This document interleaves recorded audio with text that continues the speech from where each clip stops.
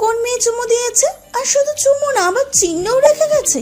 Topper অভিমান হলো কিঞ্চিত পরিমাণ, কিন্তু অভিমান একপাশে সরিয়ে রেখে আবার নজর দিল পলকের ঠোঁটে। এক দৃষ্টিতে তাকিয়েই রইল।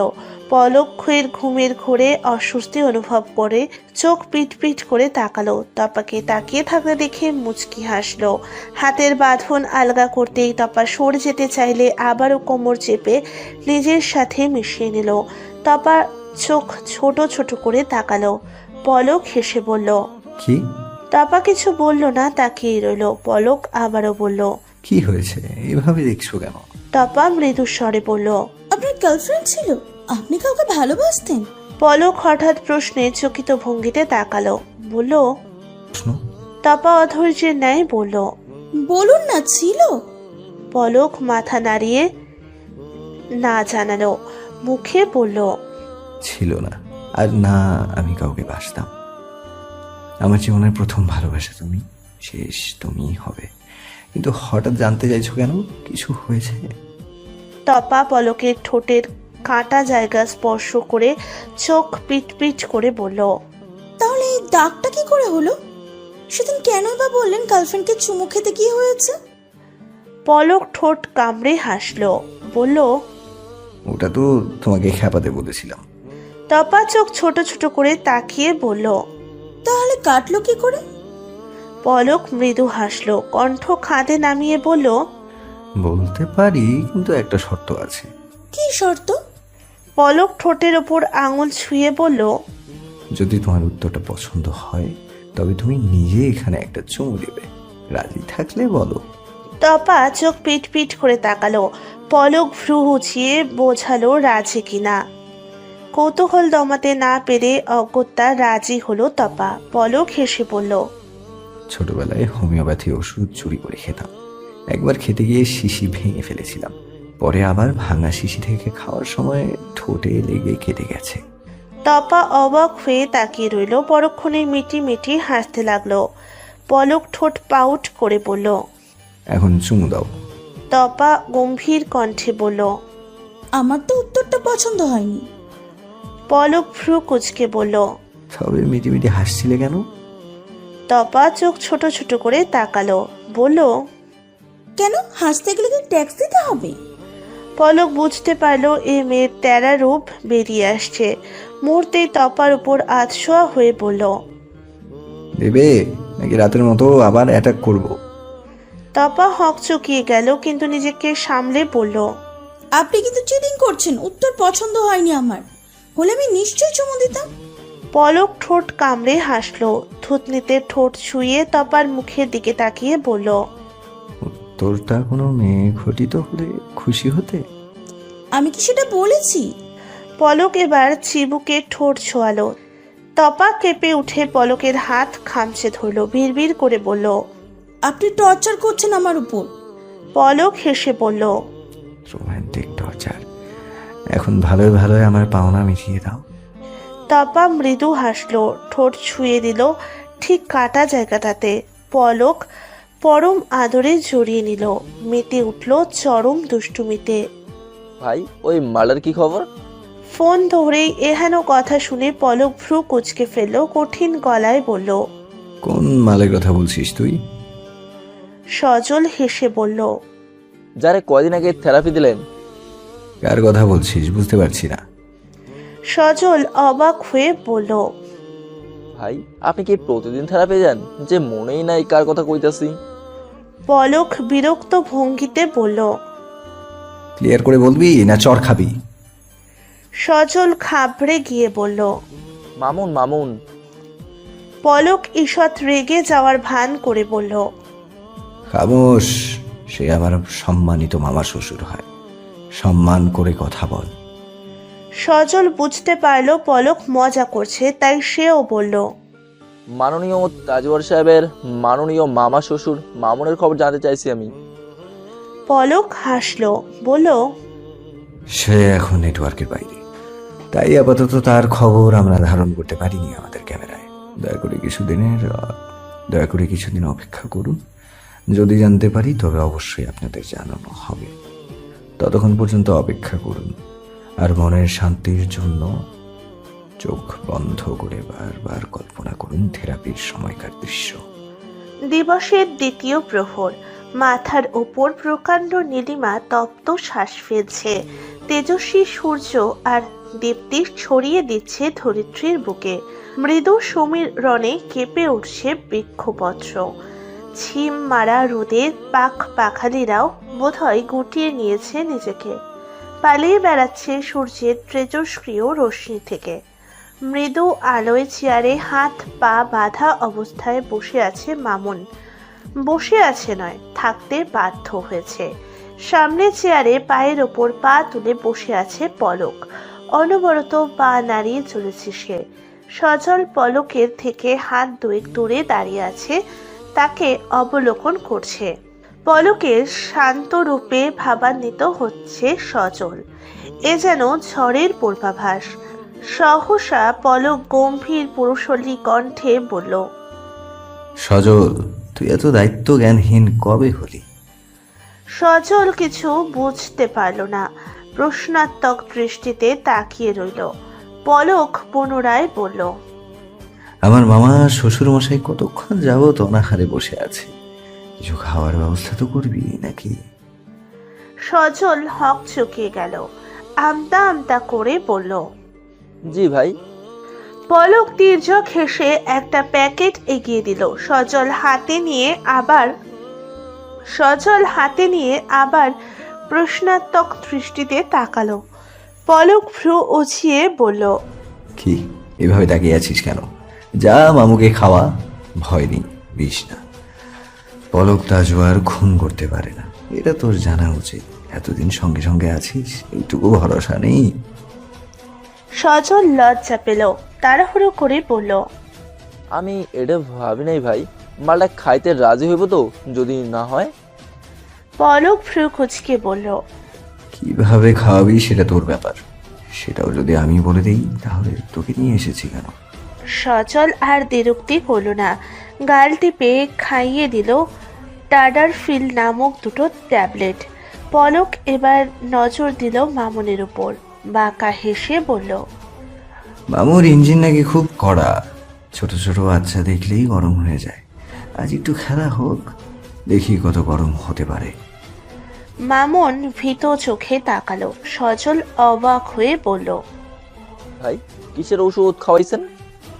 পলক হাসলো, বলল, দেখবি একটু পর, বুঝতেও পারবি। মামুর ইঞ্জিনের খেলা হবে আজ। আজ দেখ আজ কত গরম হতে পারে মামু। ছোট ছোট বাচ্চার উপর জোর দেখানো, আজ বোঝাবো যন্ত্রণা। কিছুক্ষণেই ছটফট করতে শুরু করবে, তুই শুধু দেখ আর মজা নেই। কিছুক্ষণের মধ্যেই মামুন শটফট করতে শুরু করলো। মোচড়ামুচড়ি করে চেয়ার ছেড়ে ওঠার চেষ্টা করতে লাগলো। হাত পায়ের বাঁধন টান পড়লেও অনবরত ছোটার চেষ্টা চালিয়ে যাচ্ছে মামুন। পলক আওয়াজ তুলে বলল, কি মামু, গরম হচ্ছে নাকি আরো ডোজ লাগবে? লাগলে বলতে পারেন, আরো আছে স্টকে, আনবো? মামুন কিছু বলল না। বাঁধা শরীরের যন্ত্রণায় কেবল ছটফট করতে লাগলো। আধা ঘন্টা পর পলক অভিজ্ঞ উকিলের মতো একের পর এক প্রশ্ন করেই চলেছে। মামুনও সায় দিচ্ছে পলকের কথায়, উত্তর দিয়ে চলেছে প্রতিনিয়ত। কোনো উত্তর পছন্দ হচ্ছে, আবার কোনোটা না। এক পর্যায়ে পলক সজলের দিকে তাকিয়ে বলল, তুই এখন বাইরে যা একটু, আমি মামুর সাথে প্রাইভেট মিটিং করব। সজল অবাক হলেও কোনো প্রশ্ন করল না, চুপচাপ বেরিয়ে গেল। পলক মামুনের দিকে তাকিয়ে কঠিন গলায় বলল, আমার দিয়াশার দিকে হাত বাড়ানোর অপরাধে তোর এই হাত দুটো আমি কেটে নিতে পারি এক্ষুনি। তোর পুরুষ হওয়ার কলঙ্ক খুঁজতে দ্বিখণ্ডিত করে দিতে পারি আমি। যে চোখ দিয়ে আমার কৃষ্ণময়ের দিকে কুৎসিত নজর দিয়েছিস, সেই চোখ আমি উপড়ে ফেলতে পারি। এই পৃথিবীর অতি মূল্যবান অক্সিজেন তোর মতো পশুর ফুসফুসে প্রবেশ করছে, আমি চাইলেই পারি এই অপচয়টুকু রোধ করতে। এতে আমার হাত এক ফোঁটাও কাঁপবে না। তোর মতো জানোয়ারের বেঁচে থাকার কোনো প্রয়োজন নেই, কিন্তু সেটা আমি করব না। ক্রাইম করে জেলে গেলে আমার কৃষ্ণময়ী একা হয়ে যাবে যে। আবার তোর মতো অন্য শকুনদের দৃষ্টিতে পড়বে। তাই জেলে আমি নই, তুই যাবি। কিন্তু যে হাত দিয়ে তুই আমার কৃষ্ণময়ীকে ছুঁয়েছিস, আবার কৃষ্ণময়ীর রাতগুলো ভয়াবহ করে দিয়েছিস, সেই হাত আমি অক্ষত রাখতে পারবো না। তাহলে আমার বিবেক আমাকে ধিক্কার জানাবে। তাই তোর হাত দুটো আমি ভাঙবো। ভয় নেই, ব্যথা দেব না, যত্ন করে ভাঙবো। হাজার হোক মামা শ্বশুর বলে কথা। মামুন ভাঙা হাতের যন্ত্রণায় ছটফট করতে করতে বলল,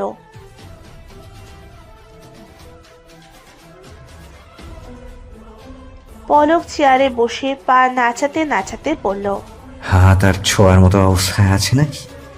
আর একটু মালিশ করবো?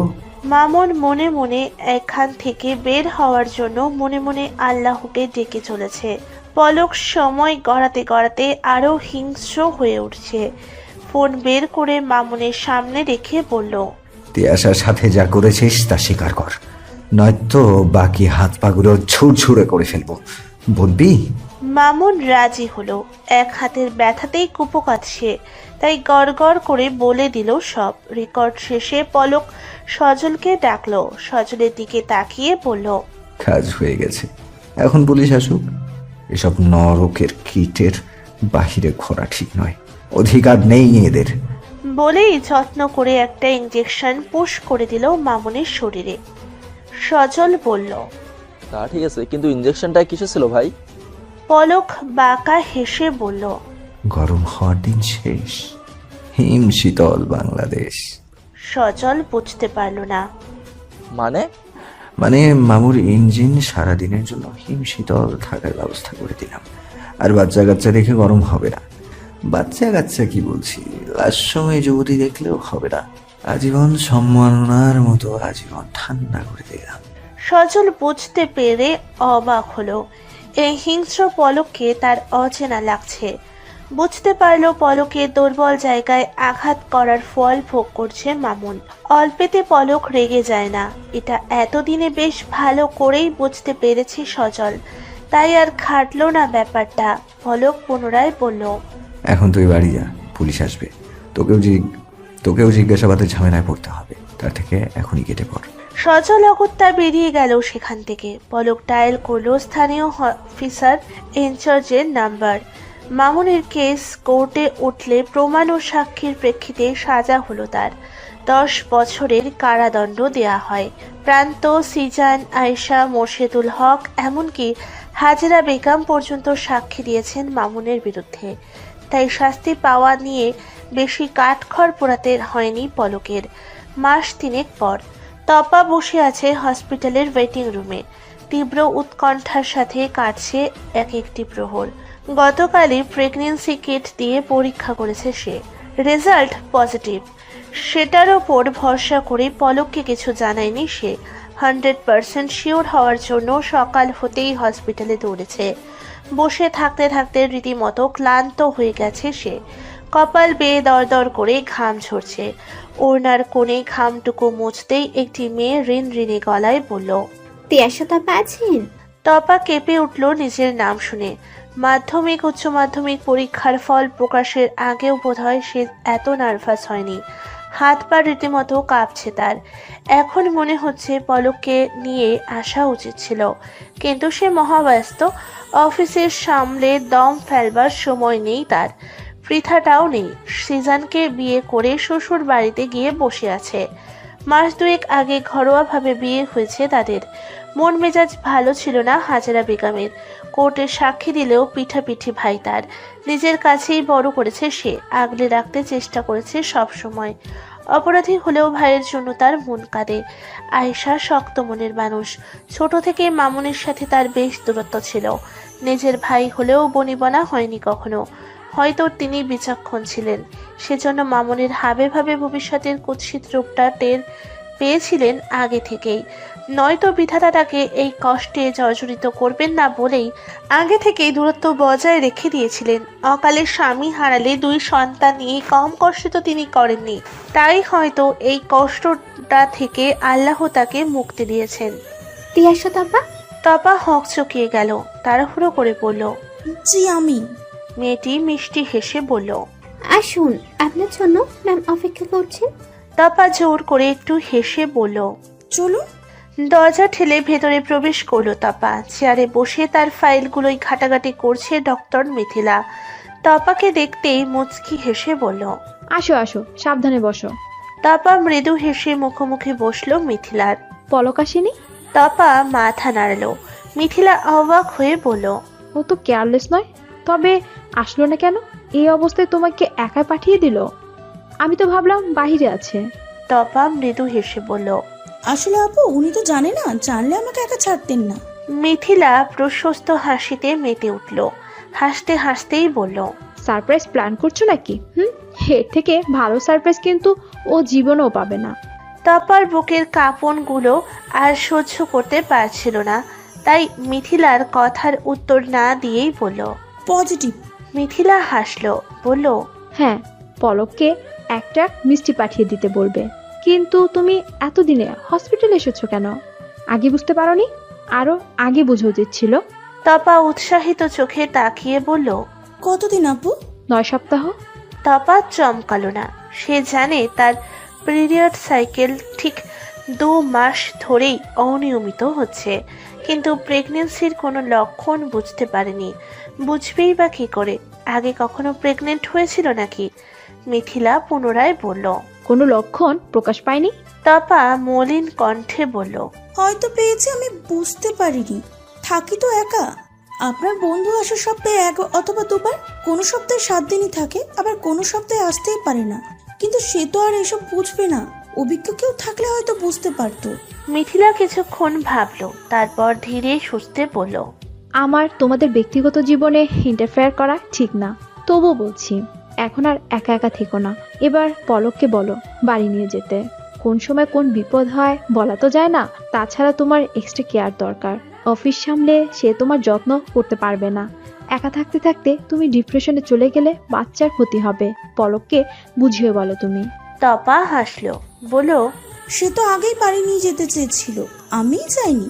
চেয়েছিলাম নিজের একটা পরিচয় তৈরি করে নিই, তারপর যাব। কিন্তু তার আগেই তো অঘটন ঘটে গেল।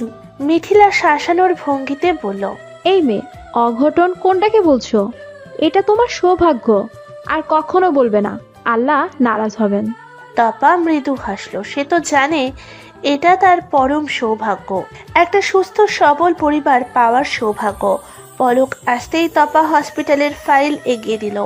পলক ভ্রু কুঁচকে তাকালো। তপার আগাগোড়া পর্যবেক্ষণ করে বলল, হসপিটালে গিয়েছিলে? কি হয়েছে তোমার? ঠিক আছো তুমি? আমাকে কেন বলোনি? তিয়াশা, খারাপ কিছু হয়নি তো? বলো। তপা মুখ টিপে হাসলো, বলল, খারাপ কিছুই তো হয়েছে। আমি মোটিয়ে যাব, দীর্ঘদিন অসুস্থ থাকবো। যে পেটে আপনি পরম আদরে ওষ্ঠ ছুঁয়ে দেন, সেই পেটের উপর অনেকগুলো দাগ পড়বে।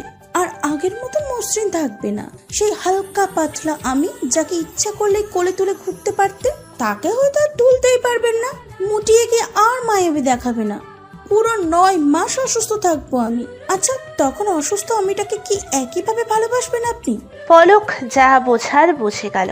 তপা পলক ফেলার আগেই কোলে তুলে নিল। ঘুরতে লাগলো অনবরত। তপা ঘাবড়ে গিয়ে 2 হাতে শক্ত করে ঝাপটে ধরলো পলকের গলা।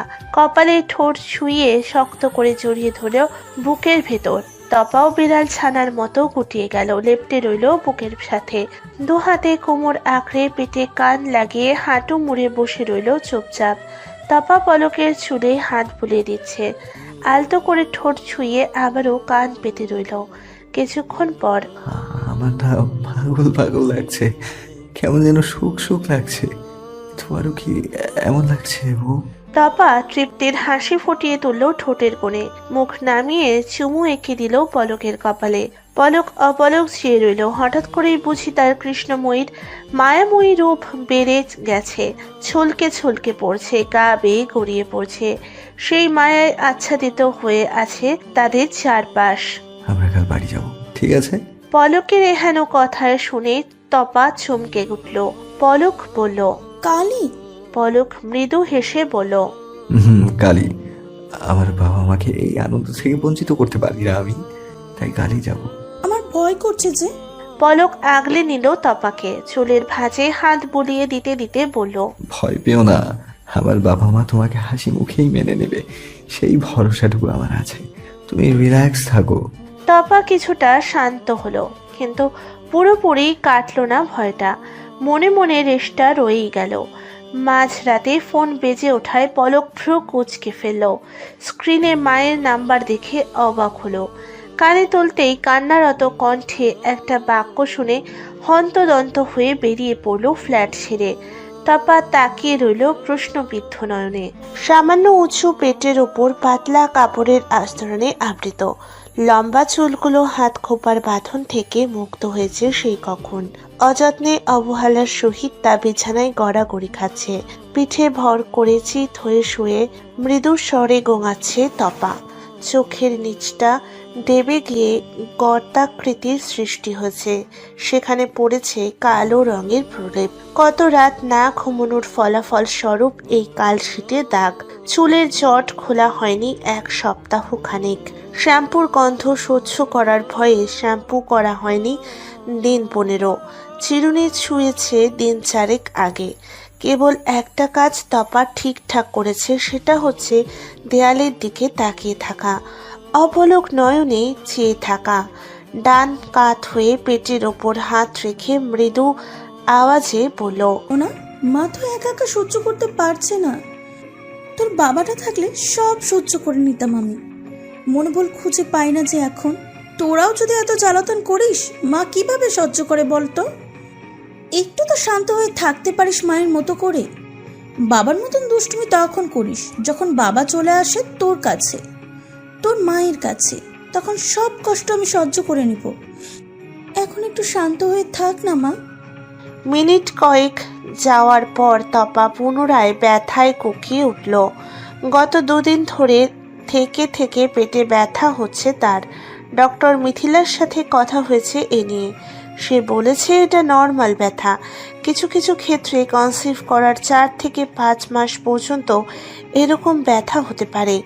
ভয়ের কিছু নেই, তবে সেটা সহ্য ক্ষমতার বাহিরে চলে গেলে ডাক্তারের পরামর্শ নিতে হবে। তপা এখনো দাঁত কামড়ে সহ্য করে নিচ্ছে সব ব্যথা। কিছুদিন যাবৎ তপা আরও কিছু সমস্যার সম্মুখীন হয়েছে। মাছ খেতে পারে না। মাছের গন্ধ নাকে গেলেও বমি করে গা ভাসিয়ে দেয়। শ্যাম্পুর গন্ধ সহ্য হয় না তার। এরকম আরও কিছু ছোট ছোট জিনিসের ওপর রয়েছে মারাত্মক পরিমাণ অনীহা। ধরা বা ছোঁয়া তা অনেক দূর, কিন্তু জিনিসের নাম শুনলেই গা গুলিয়ে ওঠে তার। আয়েশা তপার মাথায় হাত বুলিয়ে দিতে দিতে বললেন, আমি কি তোর এতটাই পর? তপা আবেশে চোখ বন্ধ করে আছে। ভালো লাগছে এভাবে থাকতে। মনে হচ্ছে কতগুলো দিন পর সে মানুষের সাথে আপন কারো বাঁধনে আটকে আছে। এক স্নেহময়ী মায়ের ছায়াতলে আছে, যেখানে সেও তার সন্তান নিরাপদ। আয়েশা তপার মৌনাবস্থা রেখে পুনরায় বললেন, বল, আমরা কি তোর এতটাই পর? একবার বলতে পারলি না তুই অসুস্থ? তপা চোখ পিট পিট করে তাকালো, হাত টেনে নিয়ে হাতের মুঠোয় নিয়ে বলল, তোমরাই তো আমার সব আন্টি। রাগ করো না, দেখো আমি ভালো আছি। তোমরা তো এটাই চাইতে, তাই না? আয়েশা 2 মিনিট মৌন রইলেন, অতঃপর বললেন, চল, আমার কাছে থাকবি তুই আজ থেকে। প্রয়োজনীয় কি কি নিতে হবে বলে দে, আমি গুছিয়ে দিচ্ছি। তপা ভরকে গেল, মুখটা কাচু মাচু করে বলল, আমি যাব না। আয়েশা হাত ছাড়িয়ে গম্ভীর কণ্ঠে বললেন, যাবি, 100 বার যাবি, 1000 বার যাবি। তপা উঠে বসল।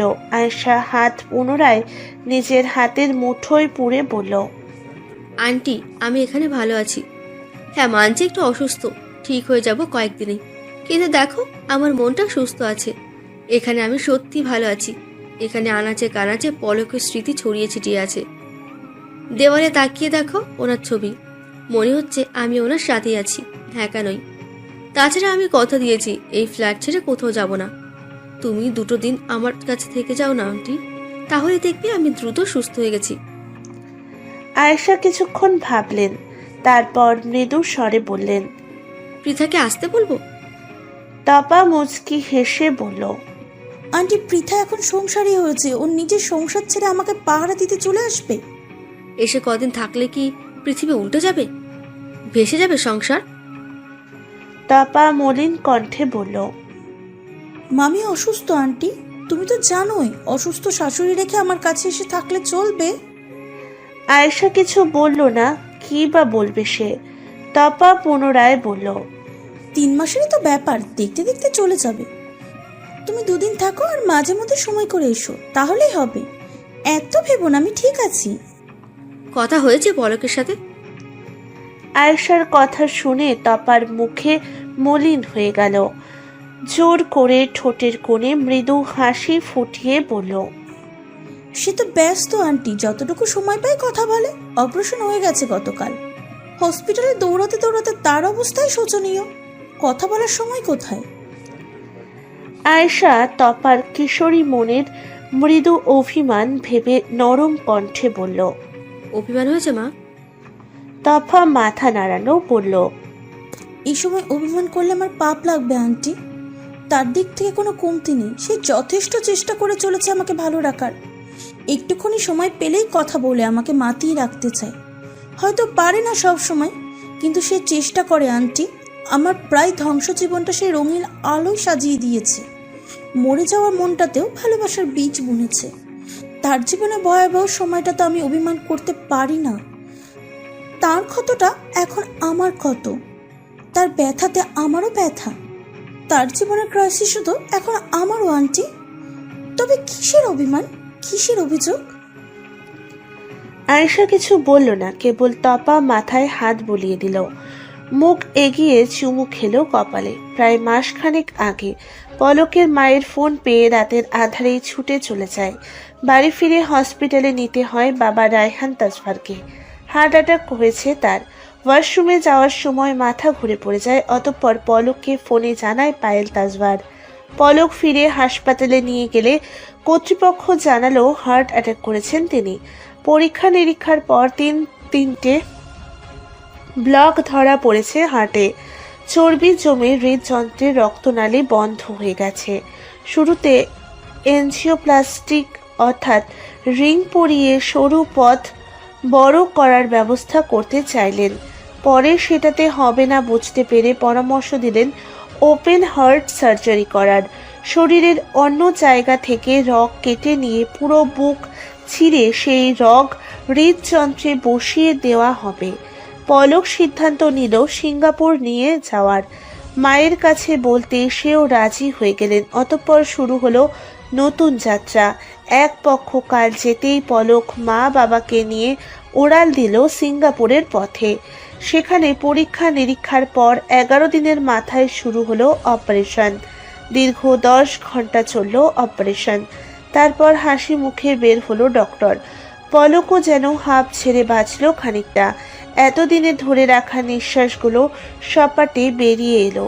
সিঙ্গাপুর যাওয়ার আগের দিন বিকেলে এসেছিল পলক তপার কাছে। দীর্ঘক্ষণ বুকে আগলে রেখেছিল, জড়িয়ে রেখেছিল সস্নেহে, মমতায়, ভালোবাসায়। গালে হাত রেখে নয়নে নয়ন মিলিয়ে বলেছিল অনেক অনেক নিষেধ বাক্য। তপা দুচোখ ভরে দেখেছিল প্রিয় মুখখানা।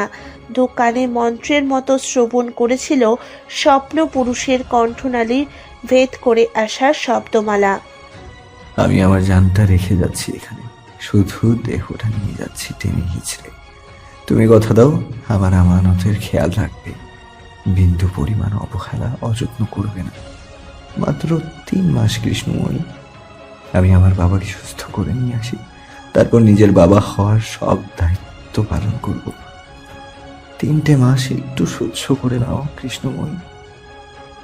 আমি জানি তোমার কষ্ট হবে, হয়তো মাঝে মধ্যে ভীষণ কান্না পাবে, কিন্তু তুমি কাঁদবে না। শুধু জানবে তোমার পলক তোমার কাছেই আছে, তোমার পলকের সত্তা তোমার কাছেই আছে। তুমি ভালো থেকো, আমার সন্তানের খেয়াল রেখো, তবেই আমি ভালো থাকবো। ভালো রাখবে তো আমাকে? রাখবে আমার কৃষ্ণময়ী, আর আমার আগামী প্রজন্মের খেয়াল? তপার চোখের কার্নিশ পেয়ে গড়িয়ে যাওয়া জলটুকু সন্তর্পণে মুছে ফেলেছিল। বুক পেরিয়ে আসা দীর্ঘশ্বাস লুকিয়ে কান্নাটুকুও গিলে ফেলেছিল। পলক পুনরায় বলেছিল, ফ্ল্যাটের বাইরে যেও না কৃষ্ণময়ী। দরকার হলে প্রান্ত, সৃজান ওদের বলবে। পৃথা আর আন্টিও তো আছে, এছাড়াও যদি প্রয়োজন হয় সজলকে বলতে পারো, ওকে চোখ বন্ধ করে বিশ্বাস করা যায়, জীবন দিয়ে দেবে, তবুও তোমাকে রক্ষা করবে। আমি মিথিলাকে বলে দিয়েছি তোমার রুটিন চেক আপ করে নেবে। এছাড়াও প্রয়োজন হলে যেতে পারো, ও তোমাকে অপেক্ষা করাবে না। রান্নার লোক তো ঠিক করাই আছে। এছাড়াও যদি কাউকে লাগে সজলকে বলবে, ও ঠিক জোগাড় করে দেবে। ওয়াশরুমে সাবধানে যাবে। আমি না তোমার চিন্তায় পাগল হয়ে যাব, সত্যি পাগল হয়ে যাব।